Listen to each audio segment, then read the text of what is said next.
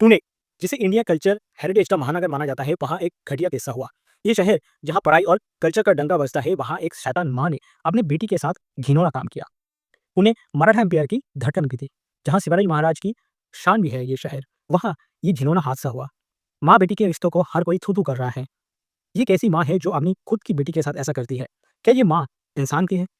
किसी ने ये कल्पना नहीं की थी कि 9 महीना पेट में रखने वाली माँ ऐसे काम करेगी। Hello friends, this is channel, welcome to my channel, जहां हम खोलते हैं हर गंदा राज। क्या आप रेडी हैं इस मेस्ड अप दुनिया में घुसने के लिए? तो लाइक ठोकिए, सब्सक्राइब कीजिए और देखिए कैसे ये कहानियां दिल को छेड़ती हैं। Let's start. अब आ जाते हैं मेन इवेंट पे। मतलब एक्चुअली हुआ क्या था? पुणे के विवेमादी में एक खिलौना किस्सा हुआ जो माँ बेटी के पवित्र रिश्तों को कलंकित करती है। एक 36 साल की माँ भारती विकास कुद्रे अपने 24 साल के बॉयफ्रेंड में, और एक बार यहाँ पे बोलना चाहता हूँ, 36 साल की माँ और 24 साल के बॉयफ्रेंड गुरुदेव कुमार स्वामी जो पेट्रोल पंप में काम करता था, तो उन दोनों के बीच में एक एक्स्ट्रा मैरिटल अफेयर था। उनकी मतलब वो भारती देवी की जो 13 साल की बेटी थी, जब वो उनको ये पता चला कि अपनी माँ का ये एक्स्ट्रा मैरिटल अफेयर्स है, तो उन्होंने उस चीज़ को लैंडलॉर्ड और लैंडलॉर्ड की पत्नी उन दोनों को इसके बारे में इन्फॉर्म कर दिया। तो अब इसके बाद भारती जो है मतलब माँ, वो भड़क गई। ठीक है? तो उन्होंने क्या किया, अपनी बेटी को चुप कराने के लिए और परिवार का ध्यान हटाने के लिए उस नीच माँ ने एक घटिया प्लान बनाया। उसने बेटी के नहाते और कपड़े बदलते वक्त चुपके से अश्लील वीडियो बनाई और वीडियोस को ना सिर्फ रिलेटिव्स के व्हाट्सएप ग्रुप में भेजा, बल्कि सोशल मीडिया पर भी वायरल कर दी। तो भारती देवी का प्लानिंग क्या था? प्लानिंग ये था कि बेटी की जो जिंदगी है उसको बर्बाद करना। भारती देवी ने इतना ही नहीं किया, उन्होंने क्या किया, बेटी को गुरुदेव के साथ गंदी हरकत करने के लिए फोर्स किया। और एक बार यहाँ पे मैं रिपीट करना चाहता हूँ, भारती देवी ने बेटी को गुरुदेव के साथ गंदी हरकत करने के लिए फोर्स किया। बेसिकली पूरा इवेंट में हुआ क्या था? हुआ ये था कि जब बेटी को ये सब के बारे में पता चल गया, तो बेटी ने क्या किया, लैंडलॉर्ड को बताया और उनकी पत्नी को बताया। अब माँ ने क्या किया उस टाइम पे, वो सब जो उनका जो ये जो अच्छा कर्म है, इस कर्म को छुपाने के लिए उन्होंने क्या किया, बेटी की वीडियोस बनाई और उस वीडियोस को अपने जो पापा है, मतलब बेटी के पापा और उनके जो रिलेटिव्स है, उनमें ये जो जितना भी गंदा वीडियोस है वो सब भेज दिया। जनवरी 2025 में जब बेटी की आंट को एक वीडियो मिला, तो बेटी ने हिम्मत करके पुलिस में शिकायत की और पुलिस जब इन्वेस्टिगेशन स्टार्ट किया, तो तब उन्हें पता चल गया कि इसके पीछे उनकी खुद की माँ और उनका जो एलिज बॉयफ्रेंड है वो है। तो दोनों एक्यूज्ड मतलब माँ एवं हर बॉयफ्रेंड वो भाग गया। ठीक है? पहले सोलापुर, उसके बाद कोल्हापुर, बाद में खड़कवाला से नरेगांव में एक चावर एंड होटल्स में ये दोनों छुपा था। ठीक है? पुलिस ने जाके वहां पे गया, रेड किया और दोनों को अरेस्ट कर लिया। इसको थोड़ा और एक एंगल से समझते हैं। एक माँ जिस पर दुनिया भर का भरोसा होना चाहिए, जनरली हम सबका होता है, जिसकी गोद सबसे सुरक्षित जगह होनी चाहिए, उन्होंने ही अपनी बेटी के साथ विश्वासघात किया। अपने बॉयफ्रेंड गुरुदेव कुमार स्वामी के साथ मिलकर उसने अश्लील वीडियोस बनाए और रिलेटिव्स ने वायरल कर दिया। क्या ये माँ का रुख है या इंसानियत का अंतिम चरण? बेटी जिसने अपनी माँ को अपनी सबसे सुरक्षित आसरा समझती थी, उसके लिए माँ ही डर बन गई। ये सिर्फ एक क्राइम नहीं, ये समाज की गिरावट का चेहरा है। समझ नहीं आता किस प्रकार के मानसिकता में आज इंसानियत जी रहा है। जब रिश्तों का ही ध्यान नहीं है, तो भगवान से इंसानियत की उम्मीद क्या की जानी चाहिए? आज का समाज सिर्फ राइट्स की बात करता है, मेरी आज़ादी, मेरी अधिकार, मेरी सुख, सब मैं, मेरी मैं, ये सब चल रहा है। मगर ड्यूटी और रिस्पॉन्सिबिलिटी, वो एक भूले बिसरे शब्द की तरह पीछे रह गए हैं। हर कोई अपने हक के लिए चिल्लाता है, पर जिम्मेदारी का बोझ उठाने को कोई तैयार नहीं है। बिना ये सोचे कि उनका फर्ज क्या है, जब लोग सिर्फ अपने स्वार्थ को महत्व देंगे, पर अपने कर्तव्य से मुंह मोड़ लेंगे, तभी रिश्तों की गहराई मिट्टी में मिल रहेगी। समाज सिर्फ अधिकारों पर टिका रहेगा, तो एनार्की फैलने में देर नहीं लगेगी। एक बैलेंस समाज वही होता है जो सिर्फ मांगने से नहीं, देने से भी चलता है। जब माँ बेटी जैसा पवित्र रिश्ता भी सिर्फ हक की नजर से देखा जाएगा, बिना किसी जिम्मेदारी के, तो क्या बचेगा इंसानियत का? समाज सुधार तभी होगा जब लोग सिर्फ ले नहीं, दे भी सीखेंगे, मतलब देना भी सीखेंगे। हक की लड़ाई तभी सही होगी जब जिम्मेदारी का बोझ भी उठाने का जज्बा होगा, वरना सिर्फ चीखने वाले रहेंगे, सुनने वाला कोई नहीं होगा। आज का समाज एक अजीब दौर से गुजर रहा है, जहां इज्जत, ताकत और स्टेटस का बस एक ही मीनिंग है, पैसा। एथिक्स, इंटीग्रिटी, एजुकेशन, ये सब सेकेंडरी हो चुके हैं। पेरेवादी केस को देखिए, एक माँ अपने बॉयफ्रेंड के साथ मिलकर अपने बेटी का शोषण करती है, सिर्फ अपने स्वार्थ के लिए।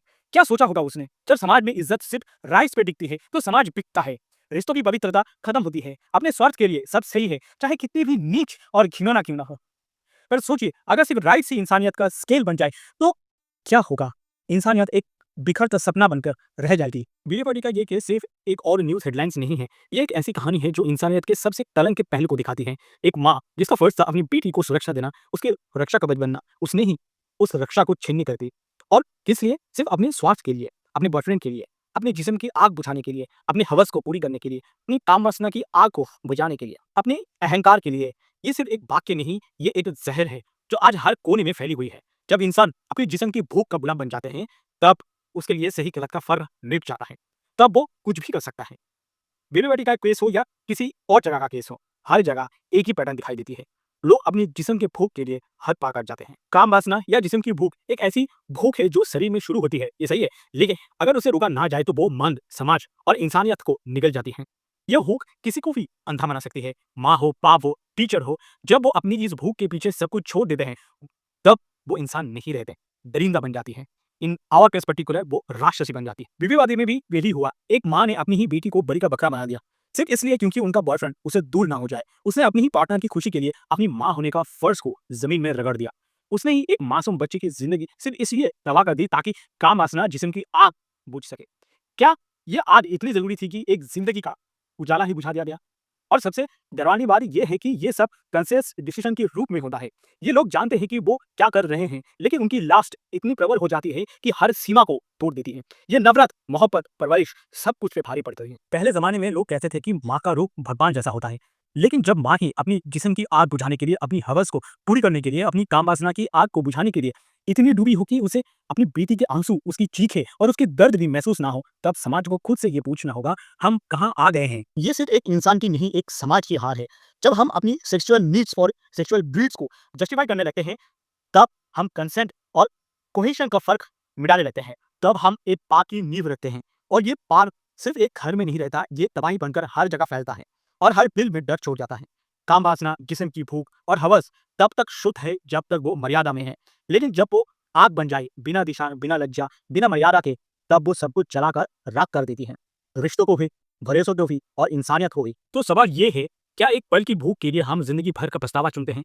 क्या एक कामवासना के नशे में हम अपनी पूरा वजूद को खोना चाहते हैं? इंसान जब अपने ईगो का गुलाम बन जाए तो वो माँ से मॉन्स्टर बन जाती है, और जब वो मॉन्स्टर किसी की बचपन को गुजरता है तो सिर्फ एक जिंदगी बर्बाद नहीं होती, एक समाज का दर्पण भी टूट जाता है।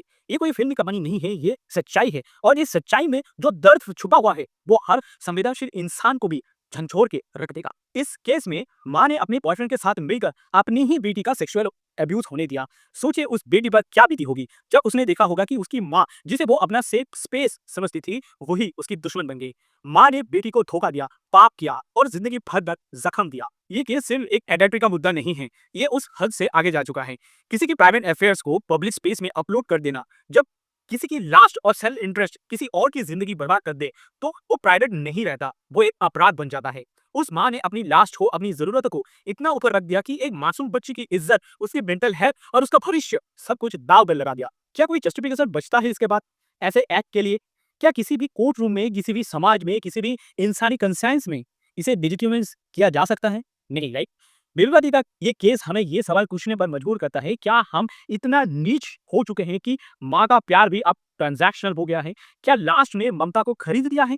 ये कहानी सिर्फ एक बेटी के दर्द की नहीं है, एक समाज के गिरते हुए मानसिकता की है, और जब तक हम इन कहानियों को सिर्फ हेडलाइन समझते रहेंगे, तब तक ये जख्म हद रोज गहरा होता रहेगा। एक माँ ने अपनी ही हाथों से अपनी बेटी को एक दरिंदे के हवाले कर दिया, सिर्फ इसलिए कि उसकी रिश्तों में सेक्सुअल अट्रैक्शन बना रखें, सिर्फ इसलिए कि कामवासना की भूख बुझती गई है। इस वाक्य में जितना दर्द छुपा है, उतनी ही गहराई इंसानियत की हार है। उस मासूम ने गलती क्या की थी? ना उसने जन्म मांगा था, ना ये दर्द, लेकिन उसके लिए घर ही नरक बन गया। उसका बचपन, उसकी मुस्कान, उसकी नींद सब कुछ छीन ली, सिर्फ किसी और की शारीरिक प्यास के लिए। With this note, let's wrap up this video for today. Thank you guys for watching this video to the end. आपसे मुलाकात होगा नेक्स्ट वीडियो पे। Till then, bye bye.